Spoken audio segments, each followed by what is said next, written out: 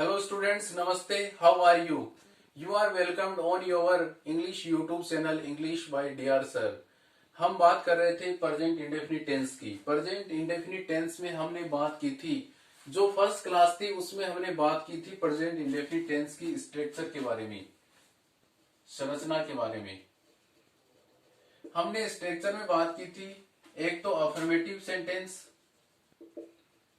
साधारण वाक्य होते हैं उनमें कौन सी स्ट्रक्चर फॉलो की जाती है, नेगेटिव जो सेंटेंस होते हैं उनमें कौन सी स्ट्रक्चर फॉलो की जाती है, और इंट्रोगेटिव जो सेंटेंस होते हैं उनमें कौन सी स्ट्रक्चर फॉलो की जाती है। अफर्मेटिव वाक्य में हमने देखा था, इसमें हमने दो टाइप में बांटा था। यदि कर्ता क्या हो, जो सब्जेक्ट है वो एकवचन या सिंगुलर है, तब तो मेन वर्ब की फर्स्ट फॉर्म का प्रयोग किया जाएगा और वर्ब के साथ एस या ईएस का क्या होगा, प्रयोग होगा। एस या ईएस का प्रयोग होगा। उसमें हमने पढ़ा था कि ईएस का प्रयोग कहाँ होता है कि यदि क्रिया के अंत में क्या हो, ओ हो, यदि क्रिया के अंत में क्या हो, ओ हो, डबल एस हो, एस एस हो, सी एच हो और एक्स हो, तब तो क्या लगेगा, ईएस का प्रयोग होगा। और जो बाकी की जो क्रिया है उनके साथ किसका प्रयोग होगा, एस का प्रयोग होगा। यह हमने पढ़ा था। ये तब होगा जब जो सब्जेक्ट है वो क्या हो, सिंगुलर हो, और यदि सब्जेक्ट प्लूरल है तब किसका प्रयोग होगा, मेन वर्ब की फर्स्ट फॉर्म का ही प्रयोग होगा। मुख्य क्रिया में वर्ब की फर्स्ट फॉर्म का प्रयोग किया जाता है। प्रेजेंट इंडेफिनिट या सिंपल प्रेजेंट में आपको साधारण वाक्य में एक ही बात का ध्यान रखना है कि इसके साथ मुख्य क्रिया मेन वर्ब की फर्स्ट फॉर्म का ही प्रयोग किया जाता है। जो सहायक क्रिया या हेल्पिंग वर्ब जिसको बोलते हैं उसका प्रयोग नहीं किया जाता है। जो नेगेटिव और इंट्रोगेटिव सेंटेंस होते हैं प्रेजेंट इंडेफिनिट के, उनमें सहायक क्रिया डज और डू का प्रयोग किया जाता है। डज और डू का प्रयोग किया जाता है और मेन वर्ब की फर्स्ट फॉर्म का प्रयोग किया जाता है। डज का प्रयोग तो ही, सी, इट और सिंगुलर नाउन होने पर डज का प्रयोग होता है, और डू का प्रयोग आई, यू, वी, दे और प्लूरल नाउन होने पर किसका प्रयोग होता है, डू का प्रयोग होता है। और उसके आगे किसका प्रयोग होगा, मेन वर्ब की फर्स्ट फॉर्म का प्रयोग होगा, और एस या ईएस का प्रयोग इसमें नहीं होगा। नेगेटिव वाक्यों में और इंट्रोगेटिव में एस या ईएस का प्रयोग नहीं होगा। यह हमने पढ़ा था। प्रेजेंट इंडेफिनिट टेंस का स्पोकन इंग्लिश में बहुत ज्यादा प्रयोग किया जाता है। मैंने बताया था स्पोकन इंग्लिश पढ़ाते समय एक तो प्रेजेंट इंडेफिनिट टेंस का और एक पास्ट इंडेफिनिट टेंस का, दो ही टेंस का प्रयोग किया जाता है स्पोकन इंग्लिश में, और टेंस का प्रयोग बहुत कम किया जाता है। आज हम बात करेंगे, मैंने उस दिन भी बताया था कि कुछ टाइम एडवर्बियल्स होते हैं, समय सूचक क्रिया विशेषण जिनको बोलते हैं टाइम एडवर्बियल्स। यदि ये टाइम एडवर्बियल्स आ जाएं तब आप मान लेना कि कौन सा टेंस है, प्रेजेंट इंडेफिनिट टेंस है। ऑलवेज आ जाए, जनरली आ जाए, यूजुअली आ जाए, ऑफन आ जाए, रेयरली आ जाए, स्केर्सली आ जाए और अकेजनली आ जाए, समटाइम्स आ जाए, नेवर आ जाए,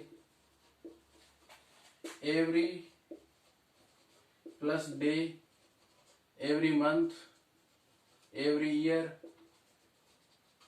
ये आ जाए, वंस,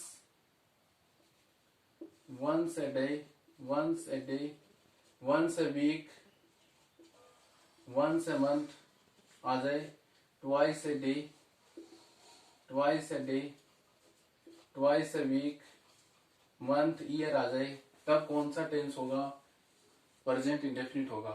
ऑलवेज का अर्थ होता है हमेशा, जनरली का अर्थ होता है सामान्यतः, यूजुअली और ऑफन, ऑफन का अर्थ क्या होता है, प्राय, यूजुअली का अर्थ क्या होता है, सामान्यतः, रेयरली का अर्थ क्या होता है, कभी कभी, स्केर्सली का अर्थ क्या होता है, मुश्किल से, अकेजनली का अर्थ होता है कभी कभी या कदाचित भी बोलते हैं, समटाइम्स का अर्थ क्या होता है, कभी, नेवर का अर्थ क्या होता है, कभी नहीं, नेवर का अर्थ क्या होता है, कभी नहीं, एवरी डे, प्रत्येक दिन, प्रत्येक मॉर्निंग, एवरी इवनिंग, ये हम बोल सकते हैं। वंस ए डे, वन का अर्थ क्या हो गया, वन से बना है, वंस किससे बना है, वन से बना है, तो एक दिन में एक बार, once a day, once a week, सप्ताह में एक बार। ट्वाइस का किससे बना है? टू से बना है। ट्वाइस ए डे, दिन में 2 बार। ट्वाइस ए वीक, सप्ताह में 2 बार। ये जो टाइम एडवर्बियल्स आ जाएं, जैसे ही समटाइम्स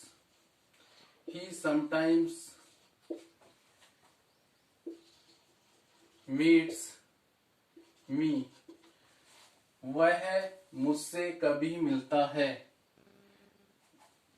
जो एडवर्बियल आ रही है, टाइम एडवर्बियल आ जाए, ऐसे आ जाए सेंटेंस, ही समटाइम्स, यहां पर आ जाए meets, is met, meet, is meeting, जो भी आ जाए। आपको पता है कि समटाइम्स का प्रयोग प्रेजेंट इंडेफिनिट टेंस में किया जाता है, तब तो आप क्या कर दोगे? सही कर दोगे। तो समटाइम्स आया हुआ है और जो सब्जेक्ट है वो क्या है? सिंगुलर है, तब किसका प्रयोग हो जाएगा? वर्ब के फर्स्ट फॉर्म के साथ एस या ईएस का प्रयोग हो जाएगा। तो आपको जो मैंने ये टाइम एडवर्बियल्स बताई हैं, always, generally, usually, often, rarely, scarcely, occasionally, sometimes, never, every day, every morning, every evening, every month, once a day, once a week आ जाए, ट्वाइस ए डे, वीक आ जाए, तब कौन सा टेंस में प्रयोग की जाती है? प्रेजेंट इंडेफिनिट टेंस में ये प्रयोग की जाती है।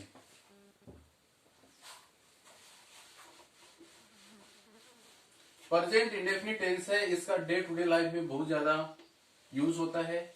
मैंने लास्ट क्लास में बताया था कि इसका यूज होता है हैबिचुअल एक्शन। एक तो किसमें बताया था? हैबिचुअल एक्शन, हैबिचुअल एक्शन और डेली रूटीन। हैबिचुअल एक्शन और डेली रूटीन। हैबिचुअल एक्शन आतन क्रियाकलाप और दैनिक क्रियाकलाप में प्रेजेंट इंडेफिनिट टेंस का प्रयोग होता है कि I get up every day at 5 o'clock, मैं सुबह प्रत्येक दिन 5 बजे उठता हूँ। वह प्रत्येक दिन अखबार पढ़ती है। वह प्रत्येक दिन वॉकिंग, सुबह घूमने जाता है। जो भी ये जो प्रयोग हैं, जो हैबिचुअल एक्शन बताए या डेली रूटीन बताए, वो किसके अंदर आता है? प्रेजेंट इंडेफिनिट टेंस के में ही हम बता सकते हैं।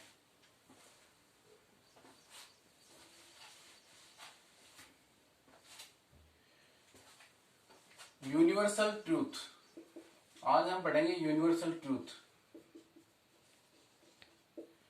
यूनिवर्सल ट्रूथ का अर्थ होता है सार्वभौमिक सत्य।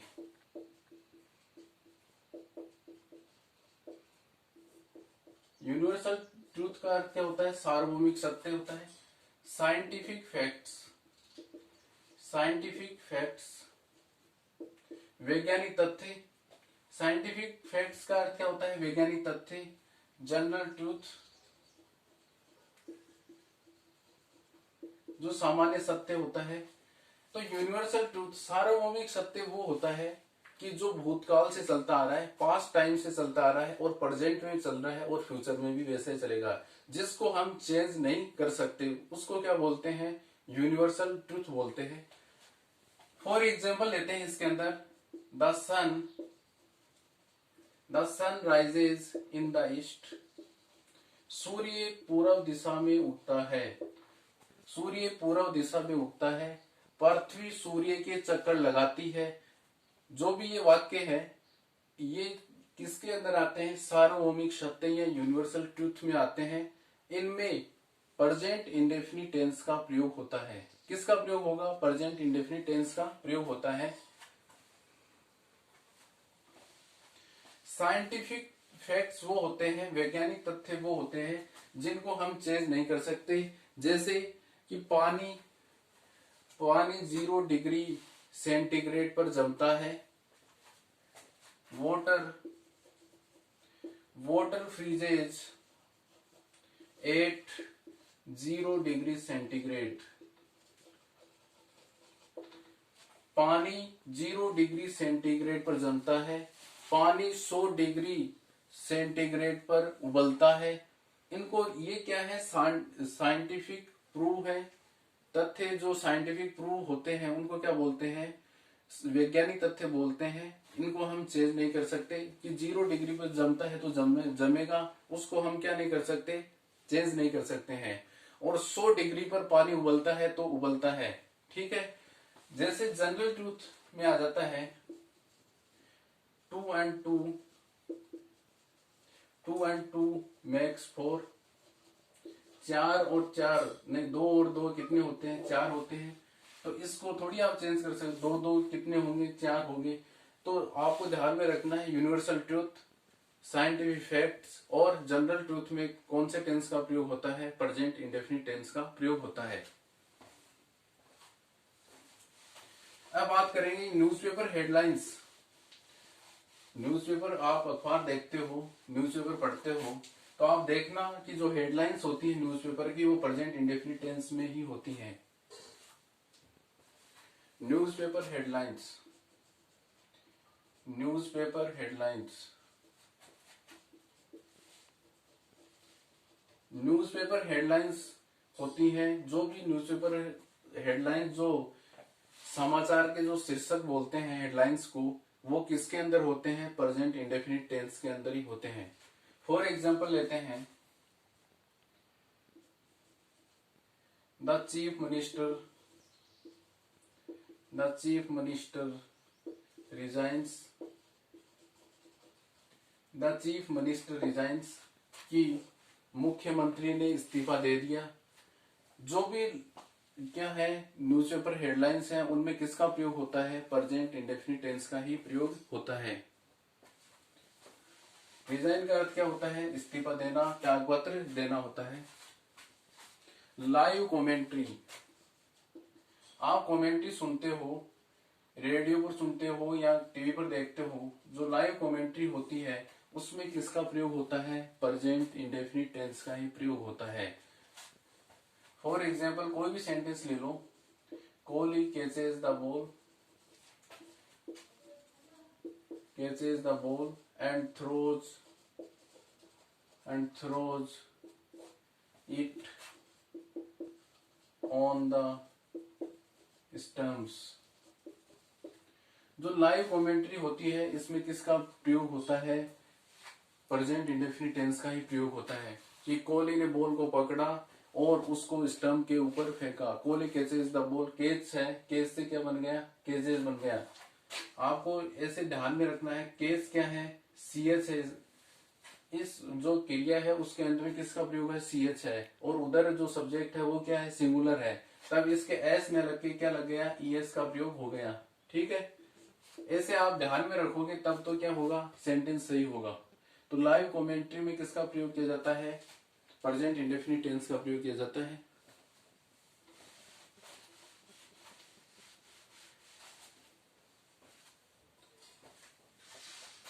फिक्स्ड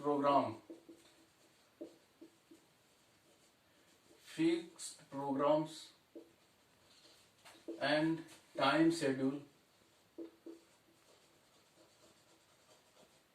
फिक्स प्रोग्राम का मतलब ये होता है कि जो नजदीक भविष्य में होने वाले कार्यक्रम, नजदीक भविष्य में होने वाले कार्यक्रम होते हैं और वो क्या हो, निश्चित हो। टाइम शेड्यूल का मतलब होता है समय सारणी, वो भी क्या होती है, निश्चित होती है। तो इनके अंदर कौन से टेंस का प्रयोग किया जाता है, प्रेजेंट इंडेफिनिट टेंस का प्रयोग होता है। फॉर एग्जाम्पल लेते हैं, द प्राइम मिनिस्टर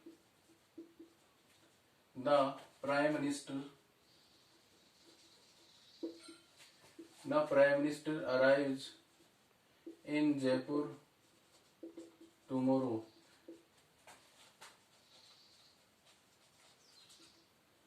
प्रधानमंत्री कल जयपुर पहुंचेंगे, ठीक है। ये क्या है, फिक्स है प्रोग्राम। तो इसमें किसका प्रयोग होगा, प्रेजेंट इंडेफिनिट टेंस का होगा। टाइम शेड्यूल देखते हैं, द ट्रेन लीव्स एट 5:20 की ट्रेन 5:20 पर छोड़ेगी। ये भी क्या है, एक फिक्स क्या है, प्रोग्राम है, फिक्स टाइम शेड्यूल है। तो आपको ध्यान में रखना है कि जो नजदीकी भविष्य में होने वाला हो और एक क्या हो, टाइम शेड्यूल हो, जो क्या होते हैं, निश्चित होते हैं, उनमें किसका प्रयोग होता है, प्रेजेंट इंडेफिनिट टेंस का प्रयोग होता है। तो आज हमने जो बात की है उसमें हमने बात की है कि एक तो यूनिवर्सल ट्रूथ, साइंटिफिक फैक्ट्स और जनरल जो फैक्ट्स होते हैं, जनरल ट्रूथ होता है, उसमें किसका प्रयोग होता है, प्रेजेंट इंडेफिनिट टेंस का प्रयोग किया जाता है। जो फिक्स प्रोग्राम्स होते हैं, जो फिक्स प्रोग्राम होते हैं और जो टाइम शेड्यूल्स होते हैं, उनमें भी कौन से टेंस का प्रयोग किया जाता है, प्रेजेंट इंडेफिनिट टेंस का ही प्रयोग किया जाता है। लाइव कमेंट्री में भी प्रेजेंट इंडेफिनिट टेंस का प्रयोग किया जाता है और जो न्यूज़पेपर हेडलाइंस होती हैं उनमें भी किसका प्रयोग किया जाता है, प्रेजेंट इंडेफिनिट टेंस का प्रयोग किया जाता है। तो प्रेजेंट इंडेफिनिट टेंस के जो आगे के जो प्रयोग हैं वो अगले लेक्चर में पढ़ेंगे। जो मैंने जो प्रयोग पढ़ाए हैं वो बहुत इंपॉर्टेंट है एग्जाम के पॉइंट ऑफ व्यू से, और डे टू डे लाइफ में भी प्रेजेंट इंडेफिनिट टेंस का बहुत प्रयोग किया जाता है। तो आप इसको आराम से पढ़ो और अगली क्लास में देखेंगे। सभी बच्चों को थैंक्स।